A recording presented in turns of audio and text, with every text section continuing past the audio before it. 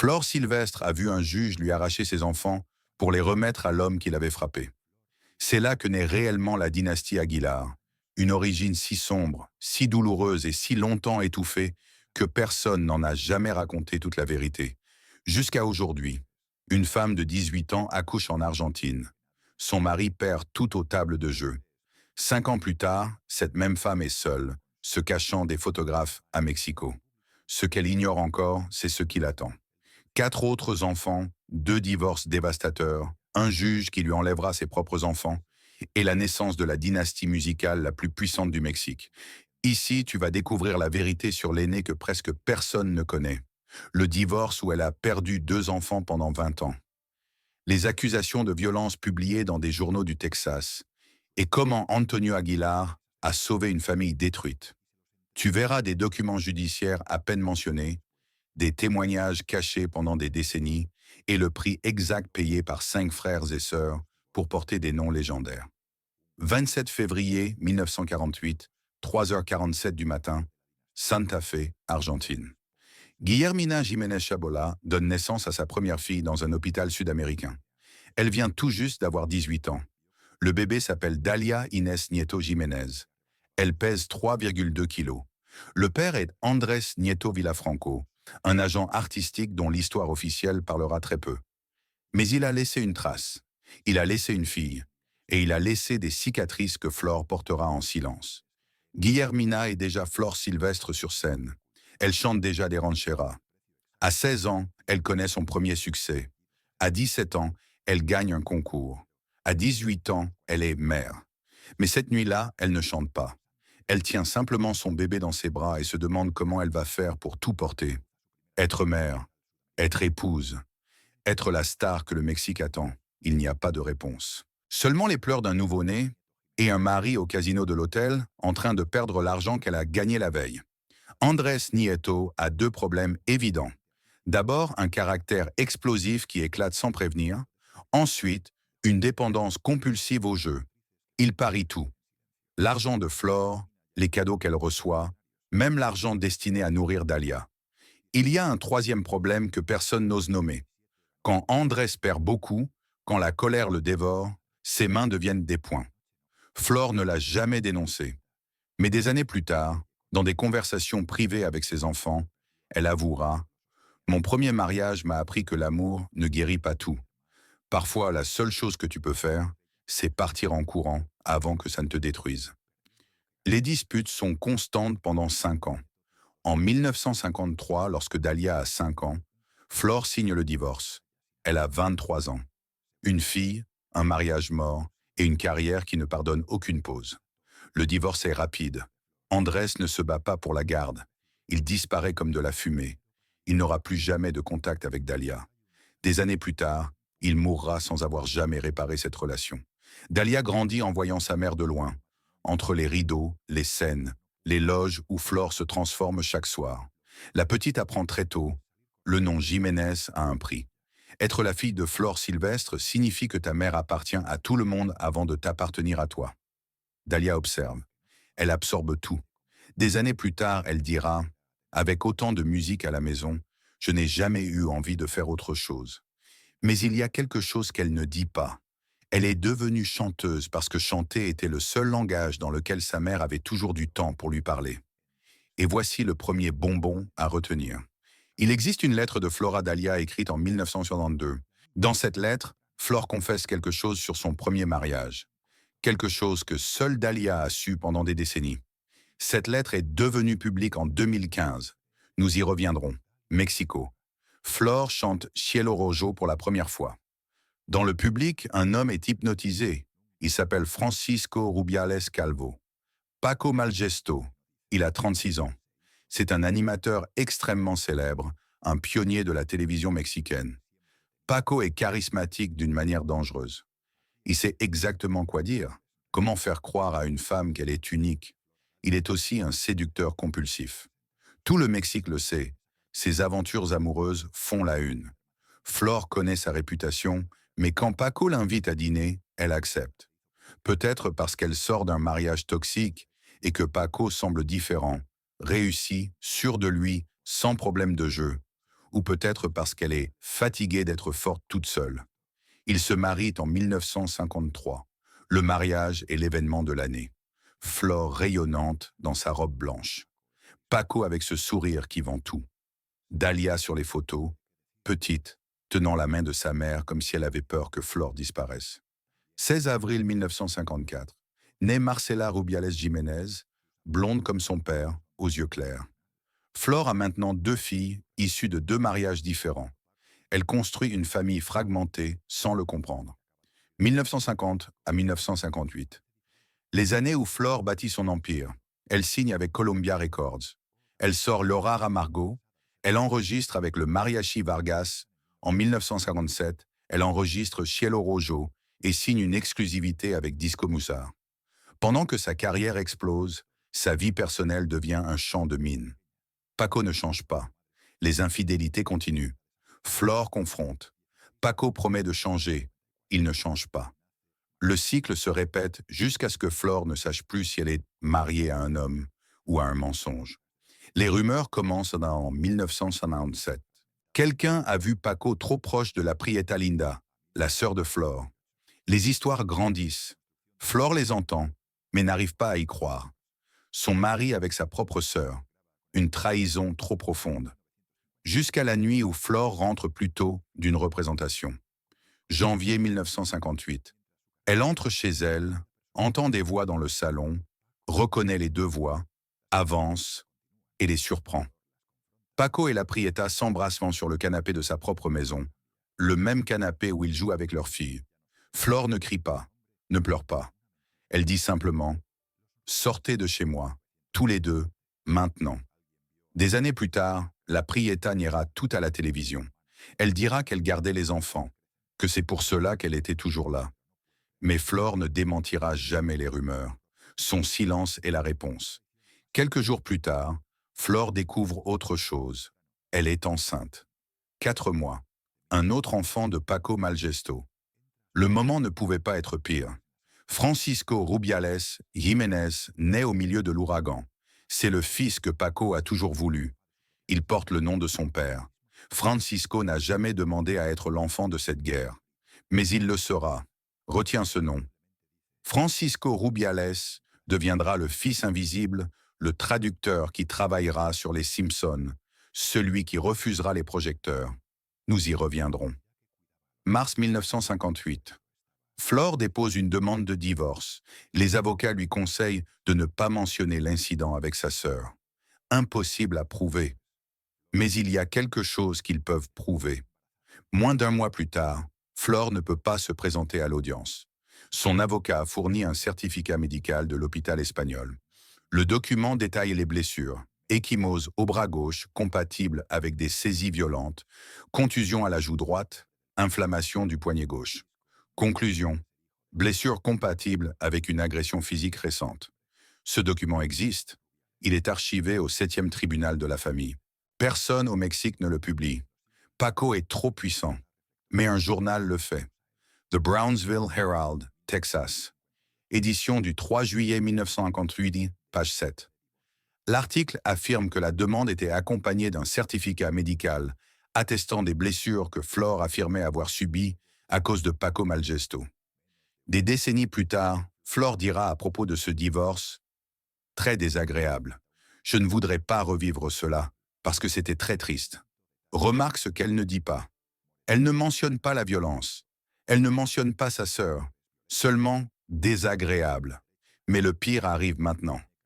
12 novembre 1998, le juge du 7e tribunal de la famille rend son verdict. Le divorce est accordé, mais la garde complète de Marcela et Francisco est confiée à Paco Malgesto. Justification officielle. Paco dispose de meilleurs moyens financiers et d'une plus grande stabilité professionnelle. Flore voyage constamment et ne peut offrir un foyer stable. La sentence inclut une clause dévastatrice. Flore ne peut voir ses enfants qu'en présence de Paco. En pratique, Paco lui interdit de les voir. Flore Sylvestre, la star qui remplit les théâtres, se retrouve légalement séparée de 2 de ses 3 enfants. Marcela a 4 ans. Francisco n'a que quelques mois. Pendant des années, ils ne comprendront pas ce qui se passe. Ils sauront seulement que maman n'est plus là. Paco leur répétera encore et encore, « Votre mère vous a abandonné. Elle a choisi sa carrière plutôt que vous. » C'est le mensonge le plus cruel. Marcela et Francisco y croiront pendant des années. Voici le deuxième bonbon. Il existe un journal intime écrit par Marcela Rubiales pendant ces années-là. Elle l'a commencé à 8 ans, en 1962. Il documente chaque rencontre secrète avec sa mère. Une partie de ce journal a été rendue publique en 2020. Une entrée du 12 août 1964 dit « Aujourd'hui j'ai vu maman. Elle est plus maigre. Je lui ai demandé pourquoi elle ne vient pas à la maison. Elle a commencé à pleurer. Je lui ai dit de ne pas pleurer. Papa dit qu'elle nous a quittés, mais je sais que ce n'est pas vrai. Maman m'a serré si fort que ça m'a fait mal. Mais je ne lui ai pas demandé de me lâcher. Marcella avait 10 ans. Nous y reviendrons. Pendant des années, Flore verra ses enfants en cachette. Des rencontres organisées avec une précision presque militaire. Marcella se souviendra plus tard. Maman venait à l'école. Elle restait au coin de la rue avec des lunettes noires et un foulard, juste pour me voir sortir. Parfois, elle pouvait me donner une étreinte rapide avant que les enseignants ne la voient. D'autres fois, elle me regardait simplement de loin. C'est la définition même de l'enfer, voir sa mère et ne pas pouvoir l'embrasser. Pendant que Flore se bat devant les tribunaux et cherche ses enfants comme une fugitive, un homme observe tout cela. Un homme qui attend son moment depuis des années. Antonio Aguilar. Antonio et Flore se connaissent depuis 1950. Ils chantaient des boleros dans son émission de radio.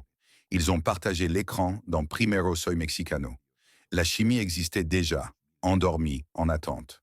Antonio était marié à Otilia, la Rañaga Villarreal, mais ce mariage était un fantôme. Flore le confirmera des années plus tard. Il a à peine vécu avec sa femme. Il s'est marié par dépit, un jour où nous nous étions disputés, mais il n'a jamais vraiment vécu avec elle. Antonio s'est marié pour oublier Flore. Ça n'a pas fonctionné. Il divorce en février. Exactement 5 mois plus tard, le 29 octobre 1959, Antonio et Flore se marient civilement. Flore a 29 ans, 3 enfants issus de 2 mariages précédents, un cœur brisé par les tribunaux et un espoir fragile que cet amour sera différent. Antonio a 40 ans. Il a attendu patiemment et maintenant, il va faire quelque chose qui le définira pour le reste de sa vie. Il ne va pas seulement épouser Flore, il va épouser toute son histoire, ses blessures, ses enfants. Il les adoptera comme les siens, sans avoir besoin de papier. 9 octobre 1960. José Jesús Antonio Aguilar Jiménez, né à Villanueva, Zacatecas, à 6h23 du matin. Antonio Aguilar Jr. Dès la première seconde, il porte un nom qui pèse des tonnes. Le bébé a le visage de son père d'une ressemblance presque troublante. En grandissant, la ressemblance devient encore plus frappante. À 12 ans, lorsqu'il débute dans La Yegua Colorada en 1972, le public reste figé. C'est comme voir Antonio Aguilar jeune, trop ressemblant. Antonio Junior grandit sans enfance normale. À 8 ans, il sait déjà se comporter face au public. À 10 ans, il connaît la logistique des tournées. À 12 ans, il est déjà sur scène. Il n'a pas une enfance normale. Il a une enfance en technicolor, remplie d'applaudissements et de chevaux, mais ce n'est pas une enfance ordinaire. À 15 ans, il demande à son père « Est-ce que je peux étudier autre chose que la musique ?» Don Antonio le regarde fixement. « Tu es mon fils. Tu es Antonio Aguilar. Le monde attend que tu sois comme moi. Tu veux vraiment les décevoir ?» Antonio Junior n'oubliera jamais cette conversation. Ce n'était pas un ordre direct, c'était pire, une attente déguisée en question. Il continue. Il joue dans des films. En 1994, à 34 ans, il sort Toda mi vida, son premier album, produit par son frère cadet Pepe, qui a 26 ans et déjà un producteur reconnu. Le single Portai Novoi, à Yorar, atteint la 20e place du Billboard. C'est un succès, mais les critiques disent « Il chante exactement comme son père, ce qui est à la fois une qualité et un défaut. Si tu fermes les yeux, tu pourrais jurer que c'est Don Antonio. » Chaque critique est un rappel. Tu es bon parce que tu ressembles à ton père. Ta valeur est liée à ta capacité à le reproduire. Antonio Junior sort d'autres albums dans les années 90. Puis en 1999, il disparaît. 6 ans sans musique. La vérité est simple et triste. Il était épuisé d'être une copie. Il revient en 2004 avec Caballo Viejo, mais l'élan est perdu. Il disparaît à nouveau pendant 12 ans jusqu'en 2016. À ce moment-là, il prend une décision. Il ne va plus rivaliser. Il va travailler dans l'ombre, produire les tournées de Pepe. Il chantera quand on l'invitera, mais il ne brisera plus son âme à essayer de prouver qu'il est aussi bon que son père. C'est une décision de survie, probablement la plus sage de sa vie. Il se marie avec Susana Carillo. Ils ont des jumelles, Flore Susana et Maria Rosé, connues comme Majo Aguilar. Antonio Junior prend alors une décision révolutionnaire. Ses filles n'entreront pas dans la musique avant d'être majeures. Pas d'enfants prodiges. C'est une décision à l'opposé de tout ce que représente la famille Aguilar. Pepe fait chanter Leonardo et Angela depuis qu'ils sont bébés, mais Antonio Junior veut que ses filles aient une enfance normale. Majo expliquera en 2025. Quand j'étais petite, ça m'énervait. Puis j'ai compris que mon père ne voulait pas reproduire ce qu'il avait vécu enfant. Ça m'a aidé à construire ma personnalité. Majo ne savait même pas qu'elle était une Aguilar avant ses 8 ans. Un jour à l'école, une professeure mentionne Antonio Aguilar en cours d'histoire. Majo lève la main. Mon grand-père s'appelle comme ça. La prof sourit, condescendante. Ce doit être un autre Antonio Aguilar, ma chérie. Quand Antonio Junior est convoqué à l'école pour clarifier, la professeure manque de s'évanouir. C'était réellement le fils de Don Antonio Aguilar. Ce soir-là, Antonio Junior dit à Majo avec une honnêteté brutale. Je voulais que tu sois Majo avant d'être Aguilar. Je voulais que tu aies ta propre vie avant que le nom te dise qui tu dois être. Aujourd'hui, Majo a 31 ans. Elle a construit une carrière solide, 14 singles, 12 EP, un album. En 2025, elle remporte le prix d'artiste féminine de l'année au Premio Lo Nuestro. Mais les fans remarquent quelque chose. Majo ne participe pas à Jaripeo Sin Fronteras, la tournée de son oncle Pepe, où se produisent Leonardo et Angela. Les rumeurs parlent de rivalité, disant que Pepe ne veut pas que Majo fasse de l'ombre à Angela. Personne ne confirme. En juin 2025, quelque chose d'extraordinaire se produit. Majo remplit le Teatro Metropolitan. Elle invite son père sur scène. Ils interprètent Triste Recuerdo et Un Puño de Tierra. La connexion est électrique. Le public se lève. Les vidéos deviennent virales. Les commentaires explosent. On dirait que j'écoute Antonio Aguilar et Flor Sylvestre. Pourquoi cet homme n'est-il pas plus célèbre? Quelle méchanceté de Pepe d'avoir freiné la carrière de son propre frère. Ce commentaire ouvre la boîte de Pandore. Existe-t-il une tension entre Pepe et Antonio Junior? Pourquoi Antonio Junior n'a-t-il jamais atteint le niveau de célébrité de son frère cadet? Les réponses sont complexes. Mais d'abord, il faut parler du fils le plus célèbre de Flor Sylvestre, Pepe Aguilar, 7 août 1968. San Antonio, Texas, 16h12. Né José Antonio Aguilar Jiménez. Il naît aux États-Unis, il a la nationalité américaine, mais il sera élevé à Zacatecas. Il sera mexicain en tout, sauf sur le papier. Pepe est différent dès le berceau, une énergie pure. À 3 ans, il est déjà sur scène. Non parce qu'on l'y oblige, mais parce qu'il l'exige. Il s'échappe des loges et monte sur scène pendant les concerts. Le public devient fou. Un enfant de 3 ans chantant des rancheras est irrésistible. À 9 ans, il enregistre son premier disque, Pepe Aguilar con Tambora. C'est un succès. Pepe devient un enfant prodige. À 12 ans, il est déjà un professionnel accompli. Mais Pepe cache un secret. Il déteste la musique ranchera. Ce qu'il veut vraiment, c'est jouer de la guitare électrique, former un groupe de rock, chanter en anglais. Il écoute les Beatles, Led Zeppelin et Pink Floyd en cachette. À 15 ans, il trouve le courage de dire à son père « Je veux faire du rock, quelque chose de différent ». Antonio le regarde comme s'il avait blasphémé. Il ne crie pas. Il dit simplement « Si tu veux faire du rock, fais-le. Mais pas sous le nom Aguilar. Ce nom est ranchero. Si tu veux être rocker, tu devras être quelqu'un d'autre. » C'est un ordre déguisé en choix. Pepe peut être rocker, mais il devrait renoncer à son nom, à sa famille, à tout. Pepe choisit d'être Aguilar. Mais la colère de ce choix forcé restera en lui toute sa vie. Elle se transformera en ambition implacable, en besoin de prouver qu'il peut être plus grand que son père. À 20 ans, Pepe prend une décision stratégique. S'il doit rester enfermé dans la ranchera, il sera le meilleur. Pas seulement comme interprète, mais comme producteur, entrepreneur, propriétaire. Il fonde son propre label, Equinoccio Records. Il apprend toute l'industrie. À 26 ans, en 1994, il produit le premier album d'Antonio Junior, avec succès. Alors voici son message à travers moi. Tu n'as pas besoin d'être Antonio Aguilar pour avoir de la valeur. Tu es déjà suffisant. Plus que suffisant en étant exactement qui tu es. La lettre destinée à Pépé est la plus courte de toutes. Une seule page, mais aussi la plus directe, sans filtre. Mon plus jeune fils, mon enfant prodige qui chantait à 3 ans, mon empereur qui a construit un royaume plus grand que celui de son père.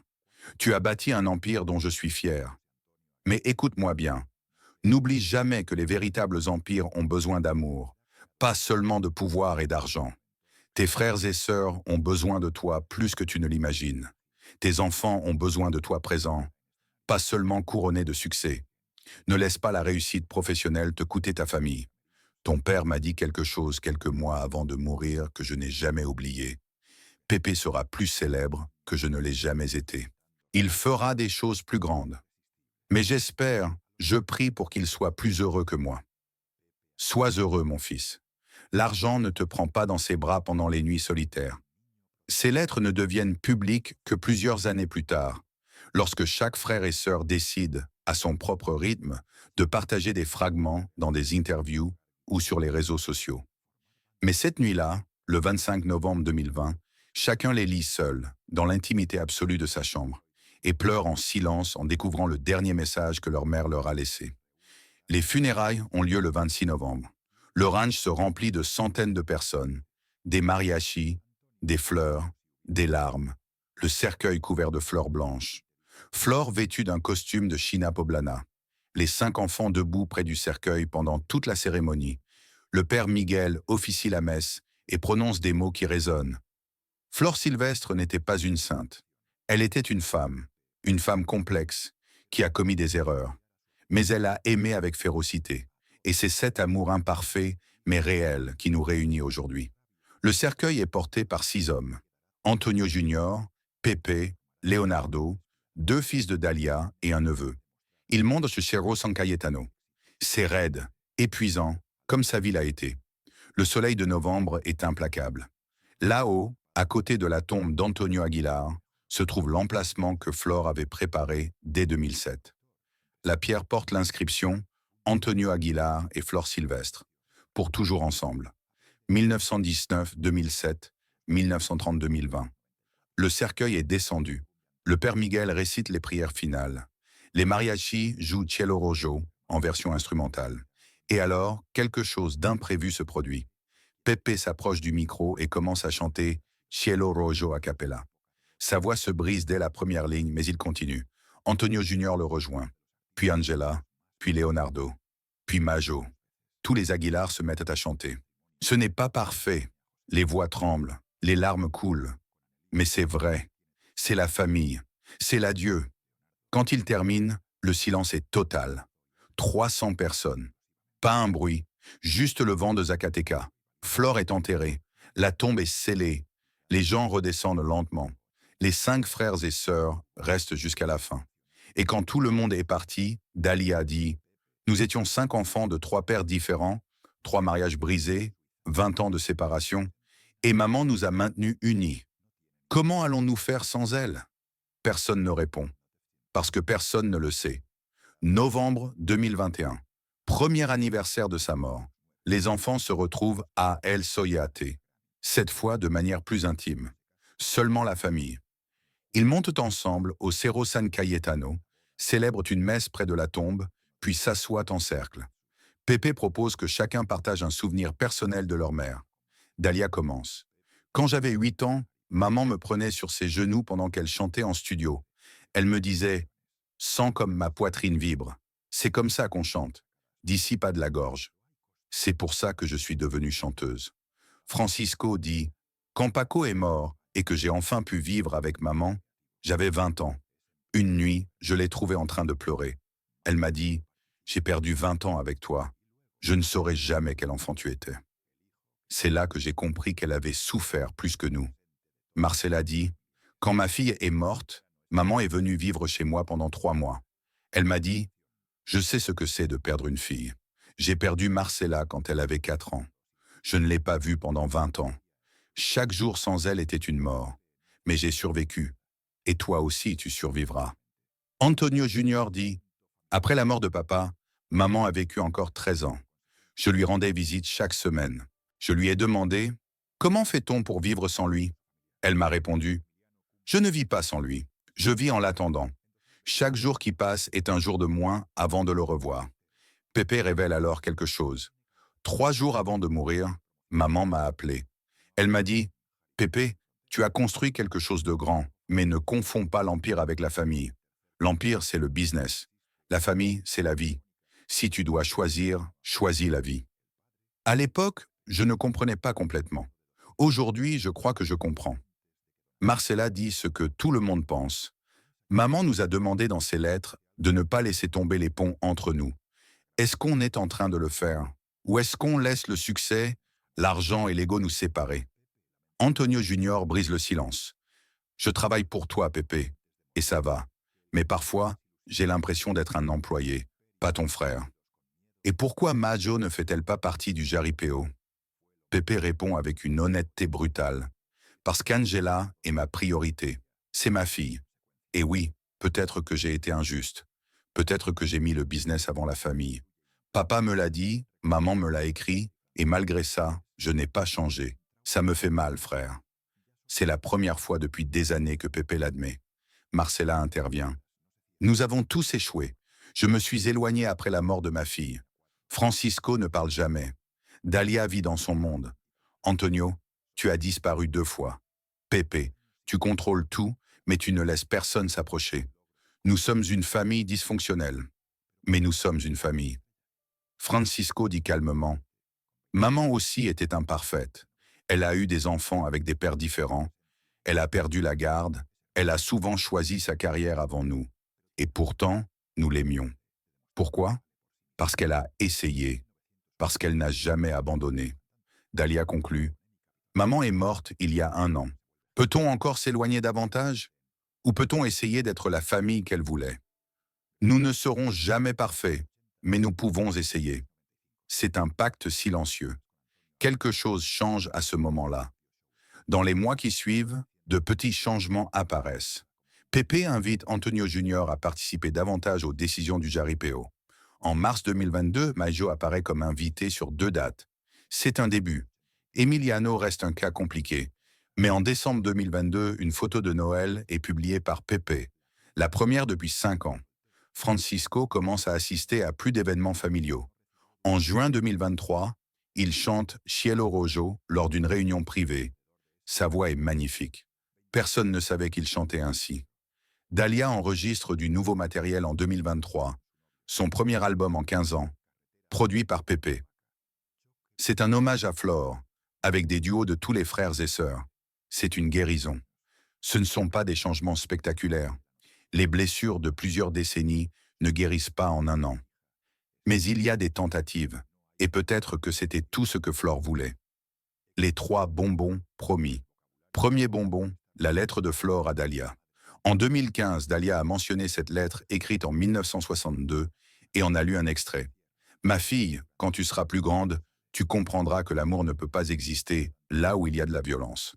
Ton père m'aimait à sa manière, mais cette manière incluait des points quand il perdait au jeu. Je suis parti parce que je voulais vivre, et je voulais que tu vives sans voir cela. » C'est la première fois que Flore a admis la violence d'Andrés Nieto. Deuxième bonbon, la témoin des rencontres secrètes. Eva Samano de López Mateos, première dame de 1958 à 1964.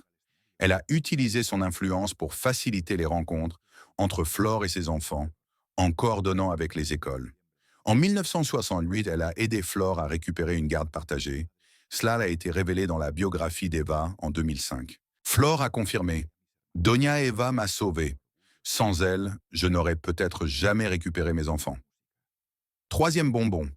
La conversation entre Antonio Aguilar, père et fils, en mars 2007, 3 mois avant sa mort.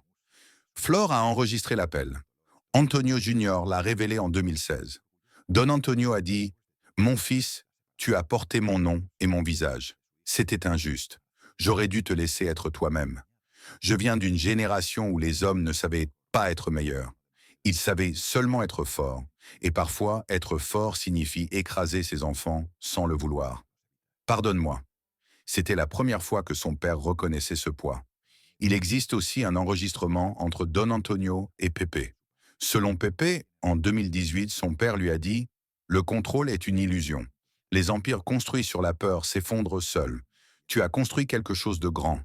Ne le détruis pas en contrôlant à l'excès, au point d'oublier pourquoi tu l'as construit. » Don Antonio voyait les tensions avec Antonio Junior, voyait l'exclusion de Majo, voyait la relation brisée avec Emiliano.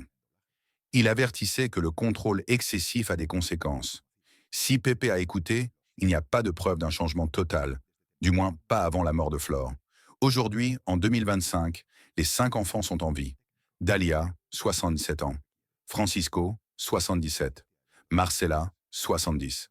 Antonio Junior, 64. Pepe, 57. Ensemble, ils comptent 14 petits-enfants de Flore Sylvestre. Les plus connus, Majo, 31 ans, Leonardo, 22, Angela, 21.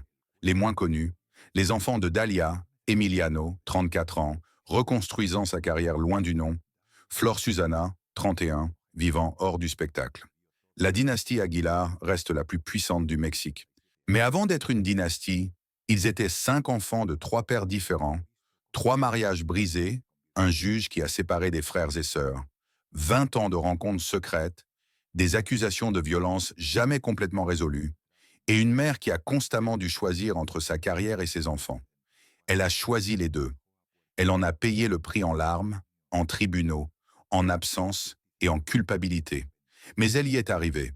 Flore Sylvestre a laissé plus de 200 disques, 90 films, 70 ans de carrière. Elle a laissé 5 enfants qui l'ont aimée de manière compliquée, 14 petits-enfants, et une leçon qui résume sa vie. Tu peux construire un empire, tu peux être une reine, mais tu ne peux pas le faire seul. Tu as besoin d'un Antonio Aguilar qui adopte tes enfants comme les siens. Tu as besoin d'une Eva Samano qui utilise son pouvoir pour te réunir avec eux. Tu as besoin d'enfants qui te pardonnent tes absences. Tu dois comprendre que la perfection n'existe pas, mais que l'amour imparfait compte tout autant. Et tu dois te souvenir que les héritages ne se mesurent pas en disques vendus, mais au nombre de générations qui continuent à chanter ton nom quand tu n'es plus là. Les enfants de Flore Sylvestre sont son véritable héritage. Pas les prix, pas les films. Eux, avec leur carrière brillante ou brisée, leur tragédie personnelle et leur triomphe public, leur nom célèbre et leur vie privée, sont la preuve qu'on peut être reine de la chanson mexicaine et mère imparfaite en même temps, et que l'amour, quand il est vrai, survit même aux pires tribunaux, aux trahisons et aux erreurs. Flore n'a pas été une mère parfaite. Elle a été une mère complexe, parfois absente, parfois impuissante quand on lui a arraché ses enfants. Mais une mère qui a reconstruit ce qui était brisé, une mère qui a essayé. Et peut-être que cela suffit. Ces 5 enfants portent des cicatrices, mais ils tiennent encore debout. Voilà la véritable dynastie. Pas celle qui chante dans les stades, mais celle qui survit. Avec lequel des 5 enfants te reconnais-tu le plus? Dalia, qui a tout vu dès le début. Francisco, qui a choisi l'invisibilité. Marcela, qui a perdu sa fille mais a continué à respirer. Antonio Junior, qui a porté un nom trop lourd. Ou Pepe, qui a bâti un empire mais a peut-être perdu une part de son humanité en chemin. Dis-le dans les commentaires. Et si cette vidéo a réveillé quelque chose en toi, quelque chose qui fait mal mais qui guérit aussi, laisse un like